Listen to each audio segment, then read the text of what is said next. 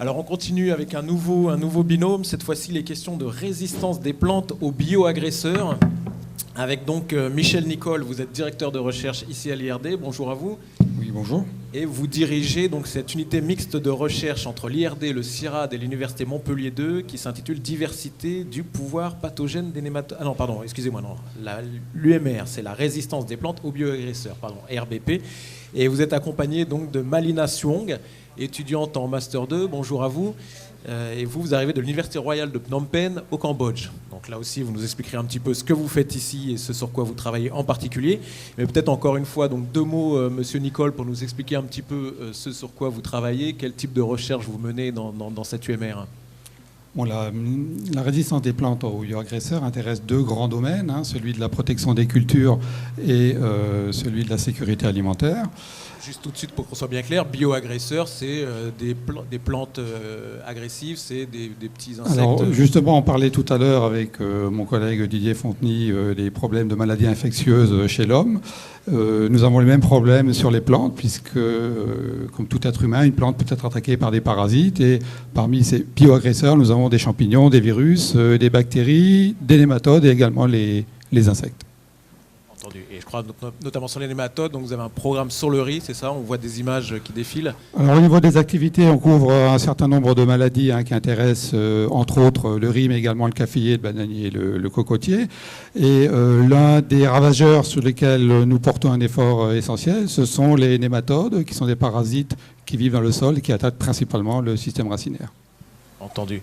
Donc il s'agit de quoi? De stimuler la plante pour qu'elle puisse se défendre vis-à-vis de cet agresseur? Alors ces recherches sont conduites sur plusieurs axes. L'axe de la diversité génétique, l'axe des mécanismes infectieux du micro-organisme ou du ravageur, la manière dont la plante va se défendre pour résister à cette agression parasitaire, et ensuite la compréhension de ce qu'on appelle également maintenant dans le domaine des plantes, les maladies émergentes. Entendu. Donc là aussi, je pense un grand axe formation, c'est ça? Tout à fait. Formation par la recherche, par l'enseignement, avec des enseignements ici sur Montpellier, dans les pays du Sud, et un accueil d'un certain nombre d'étudiants en thèse, en master. On a actuellement une quinzaine d'étudiants en doctorat qui couvrent à la fois les pays d'Amérique du Sud, d'Amérique latine et d'Afrique subsaharienne. Et l'Asie donc. Et l'Asie. Avec donc Malina Suong, bonjour. Bonjour. Donc vous arrivez de l'Université royale de Phnom Penh et vous êtes ici étudiante en Master 2 en biologie fonctionnelle des plantes à l'Université Montpellier 2. D'accord. Et alors, sur quoi portent vos recherches? On travaille principalement sur les nématodes qui infectent les racines de riz présentes en Asie du Sud-Est. Donc ce que je fais tout d'abord, c'est de déterminer la diversité génétique de ces nématodes. On travaille dans un laboratoire d'étudier les marqueurs moléculaires et biochimiques spécifiques. Et ensuite, on a aussi le travail d'un côté en serre, inoculer la plante, extraire des nématodes.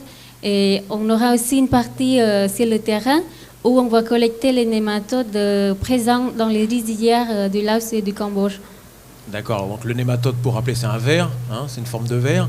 Oui. Donc s'il pénètre dans les racines, j'imagine que c'est très dommageable pour les plantes. Alors connaître les nématodes, ça sert à quoi finalement?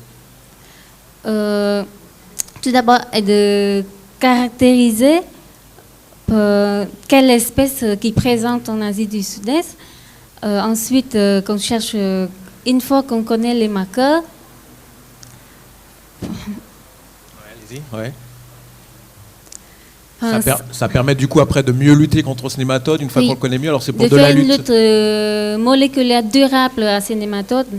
D'accord, donc ça veut dire utiliser des produits phytosanitaires pour viser ces nématodes en particulier, ou il y a d'autres types de lutte?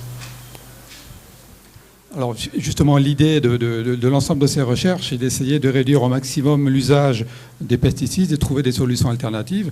Et parmi ces solutions alternatives, il y a effectivement ce qu'on appelle la lutte biologique, utiliser la diversité génétique des plantes et des micro-organismes pour mieux gérer en fait ces infections. Malheureusement, on ne pourra pas s'affranchir des pesticides. De toute façon, l'idée, c'est de les réduire et de les gérer au mieux possible. Et ensuite, on a des nouveaux outils basés sur les biotechnologies qui vont permettre probablement de proposer de nouveaux outils pour lutter et contrôler ces parasites et ces ravageurs. Alors, par exemple?